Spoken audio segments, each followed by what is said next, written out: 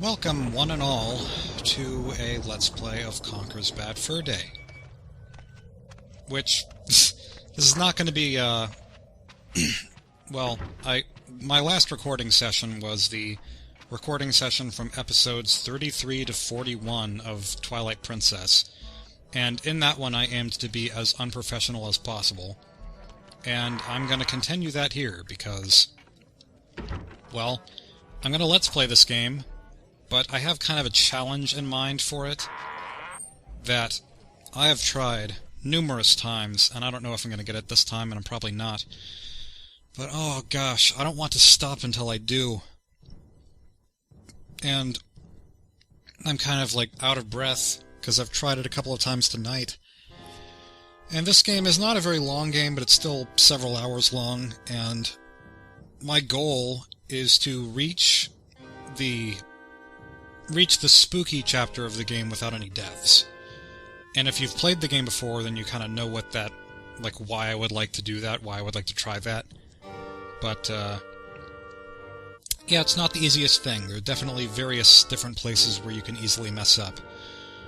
And it makes the experience all the more intense, and also all the more annoying at times. Now, I've played this game a bunch of times, and I don't mind playing it through over and over again, just trying to get it right. But I will emphasize that I would like to try to get it right tonight. But also that I probably won't. Like, this could be... this could either be a very triumphant playthrough or a very disappointing one. But we will have to find out. This intro is based on a small... Well... Not a small orange. Here I am. Not my website host. Conker the King. King of all the land. A clockwork orange is what it meant. Thought that. But how did I come to this, I hear you say? And who are those strange fellows that surround my throne? I hear you also say. Well, it's a long story. Come closer, and I'll tell We can't you. come closer, we're zooming out. It all started yesterday. What a day that I love was. how it's a long story that started What yesterday. I call a bad fur day. Here we go, a bad fur day, and it's a bad fur night for me, just trying to beat this. This is not the longest or the most difficult game, but it just definitely has moments that are kind of nuts, and not the most fair. And there are a lot of complaints that people have with this game about its difficulty and about its, like, repetitiveness, but I can get into that later. For now, Conker is calling Barry, aka Lola Bunny. Just trying to think of if it was Bunny or Rabbit, but I think it's Bunny. Yeah, it's Bunny, because there's Lola Bunny. Barry. Hello? Barry, if you dare pick up. Hello? I remember liking Space Jam. I haven't seen it in a long time, but I I'm gonna be a probably bit still late. like it. Well, met up with a couple of the guys, and they're off tomorrow to some, I don't know, fight some war somewhere. Anyway, I'll see ya. She is very acrobatic. I don't know what exercises she's doing. She was doing some kicks earlier. Is she learning karate? Conker. You don't need to handstand to do karate, though. I guess she's just generally trying to keep in shape. Whose round is it? Yours. And shape she has. Okay. Can someone lend me a $5? What Conker says right there, I think he says, "Can someone lend me a pint?" But whenever I tried to listen in on it the first few times I played, I thought he said, "Can someone lend me a Bible?" And I was like, why does he want a Bible? That doesn't make any sense. Is it like swearing on the Bible to make sure that he doesn't get too drunk, or I don't know. This way. Yeah. I solemnly swear I am up to no good. There were the Weasels, based on the Beatles, I'm sure. Cock and Plucker is an interesting name for a bar. Ooh, hang on a sec. And this is the part where Conker throws up. You know we're in for a good time.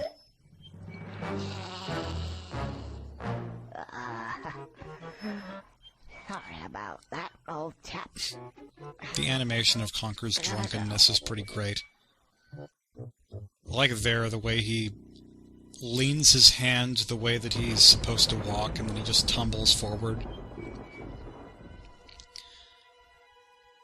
So, I would like to mention, the plot for this game, well, this segment of the plot that we're seeing, there's two halves to the plot, not that it's much of a plot, but Conker is trying to get home, and it has been confirmed, probably canonically, by the developers of the game in a section of the Rareware site called the Tepid Seat, or the Tepid Chair, or something like that. Someone asked where Conker lives, and they replied, right across the street from the Cock and Plucker bar. So all Conker had to do was walk straight, and then he would have gotten to his house. But he spends the entire game trying to get back to his house. It's just great. There's not even an explanation for how he gets to where he is in the game. How he gets to that nasty nice sign. And here's the other half of the plot, which is perhaps the greatest storyline in all of video games. Second only to Kirby Squeak Squad, in which Kirby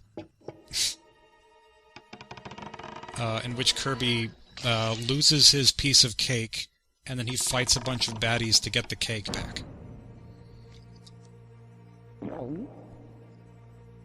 This is the Panther King. He looks a little bit like Shere Khan from Jungle Book. Not the new one, but the old one. The cartoon one. He has that milk breath now, because he drank some milk. But his milk won't stay on his table, because his table leans. So he needs to get the table fixed somehow.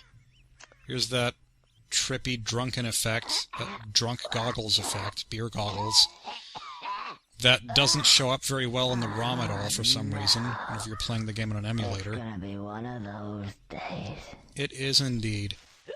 Now, I'm probably not gonna waste too much time, or I'm not gonna try to waste much time in this playthrough, just because I would like to get to the harder parts of the game faster, and then maybe slow down on those parts so that I can try not to die very much.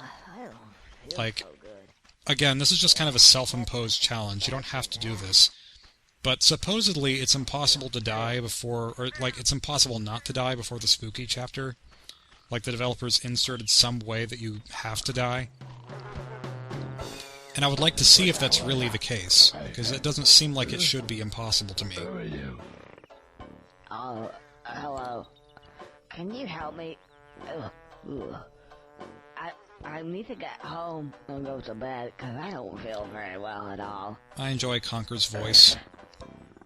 Oh, no. Here's a fact. The director of the game, Chris Seaver, voiced every male character with two exceptions. One being a very notable boss fight later in the game, and the other being the Panther King. What's your name? Beardy. Beardy? You haven't got a beard. No. Beardy. I scare badges. The music that's playing in the background, by the way, this is like So how you... my theme song for the morning. I've thought about it many times when waking up in the morning, because it's just like the perfect melody and perfect instruments to describe the groggy mornings. Actually, you'll find that the context sensitive. And, well, actually, press B. Press B. Oh, yeah. Rare has no problem with blatantly breaking the fourth wall. Ting noise. Guys, ting. Ting. Ting noise. That's it? Yeah. Okay, I'll press B. B. Ooh. I don't mind if I do.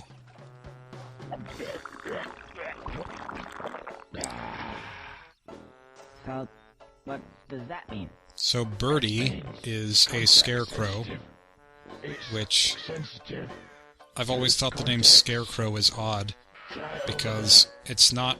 Okay. Shouldn't it be called a crow scarer if it's supposed to scare off crows instead of a scarecrow, because it's not a crow itself?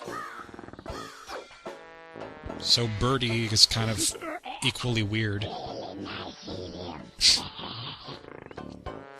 And he asks if his name is Beardy. That might be a reference to something, I'm not really sure. Maybe Birdie used to have a beard and I just don't know. Very much. I know in the Xbox remake of this game, Conker's Live and Reloaded, he has a hat, which doesn't look all that bad on him, but there are lots of reasons that I don't think that the Xbox Live or Xbox game is as good as this one. Even though I haven't played it, I've just seen enough to feel like this is the superior version. Oh, just what I needed. Oh, I'm not going to be showing any of them, It would seem to but me this game that has they give me just what countless I needed at that moment in time. idle animations if you just leave the controls for a while. Just let Conker do his thing while standing in one place. I feel a little Like, it is crazy how many idle animations he has, and they're all clever. If for whatever reason you want to skip all these wonderful cutscenes, Like, he's playing the Game Boy in one of them. It's probably a specific game. Then he's reading some kind of, like, porno mag in another one. And there's one where I think he just drinks milk and he throws the glass behind him. And the glass actually has, like, collision detection with the environment. So whenever it crashes, it actually is hitting something. It's really fascinating. Oh yeah, this part. He says, I'm sure there was something, and then it says more in the text box. You have to press A. The more is only there to indicate that there's more that he's saying. He's not actually saying, I'm sure there was something more. But it's just weird because grammatically it makes sense. Now then, what was it? Oh yeah, press A to jump extra high. Then A again to do that funny helicopter-y tail thing. Now that makes me hover. Funny helicopter-y tail thing. That's one great part of that line of dialogue, but also the way he says hover, the way he says hover. Just a little bit funky. Funky is my flavor of the week word, I guess. It's time to get funky, funky, funky, funky. Slide to the left. Slide to the right. I don't even know what that song is. I just remember us dancing to it in gym every day in grade school. What elementary school? That's what it's called. I just forgot, because I'm in college now. I don't use those terms anymore. You're coming this way. You can think again. Oh, you're a real charmer. I just want to get. If you're looking for a blind playthrough of this game, you're not going to see one here, because I already know what's coming up. There's nothing for me to really laugh at, because I've seen all these cutscenes before, and I've laughed at all these lines of dialogue before. And sometimes I'm just going to talk over the cutscenes. And I'm not moving now. Isn't it a little bit early in the day to start talking about Gothic architecture? I don't really get that. If you care to come a bit Like, closer, if you're talking about Gothic architecture, is there a wrong time of day to talk about it? Or are you supposed to talk about it at night? Like, I'm doing this just to show what happens whenever you come closer to discuss things of another nature. Thankfully, in this first room of the game, you don't have health, because it's a tutorial area.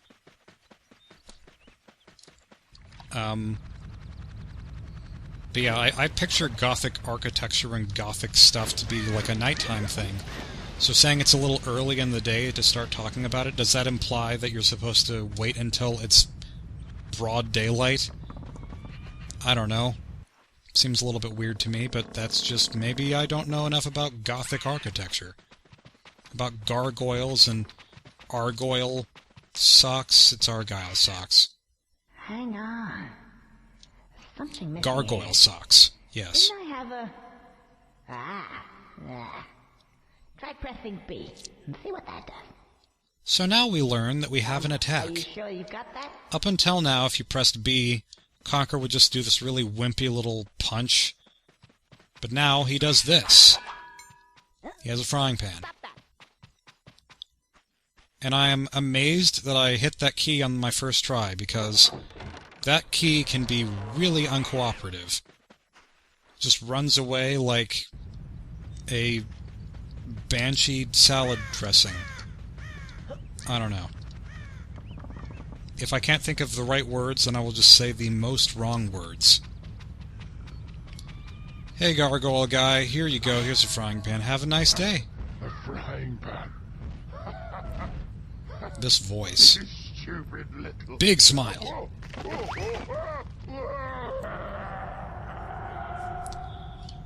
It's hard not to want to imitate some of the voices in this game. I feel like sometimes I can make a good Conker impression, but usually I can't. Let's try it. Well, here I am, Conker the King, king of all the land. Now, who'd have thought that? It's okay, but not great. Plunger with dynamite. Because we unplug toilets with... well, unclog toilets with plungers and dynamite. I'm sure you could stick a... well, people put cherry bombs into toilets all the time to unclog them. Unplug them. Electric toilet. It's the sequel to the electric chair.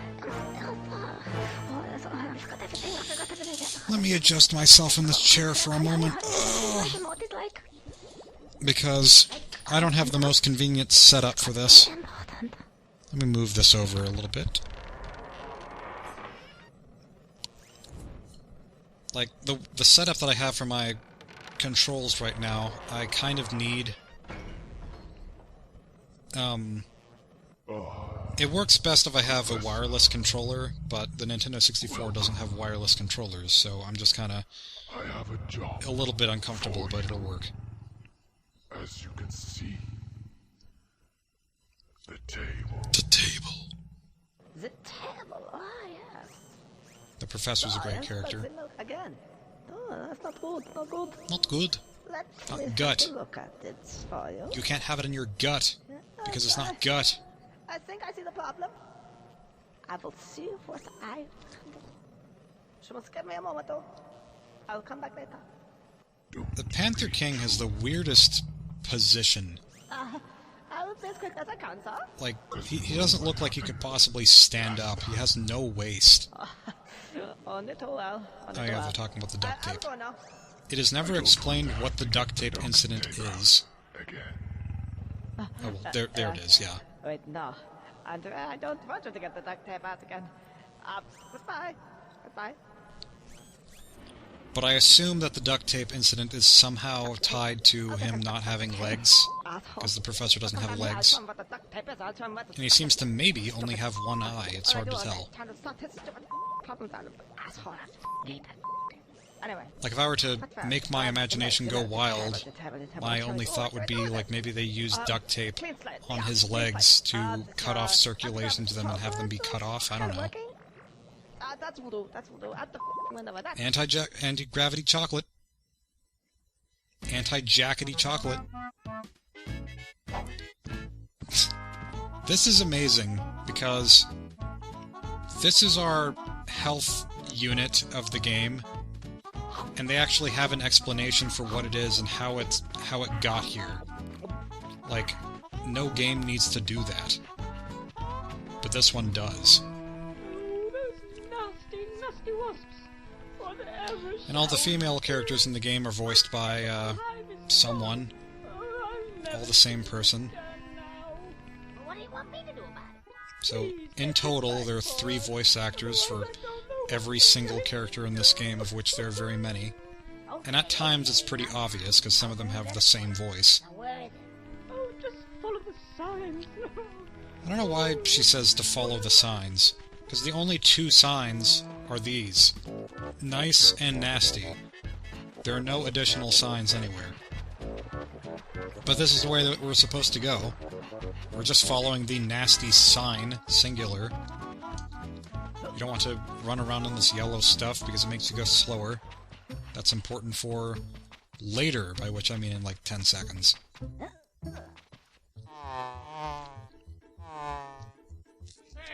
some wise guy's trying to steal our nice new hide. Come on, boss. Let's go get it. Yeah, let's get him. Let's get him! Now for the first action-packed sequence of the game. It all still looks pretty innocent. I have a feeling that most of this, maybe most of this scene, with all the bright, happy colors and the happy music, might have been left over from Conker's 12 Tales, which is what this game used to be before it became Conker's Bad Fur Day. And the Conker team has a developer commentary of not all, but some of this game that kind of explains that in better detail than I could, but I still might talk about it.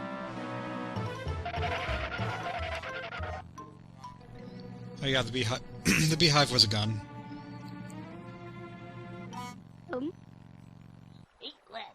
Or a turret, I guess. Mother Buzzer. I don't know what kind of expletive that is. It's the B word?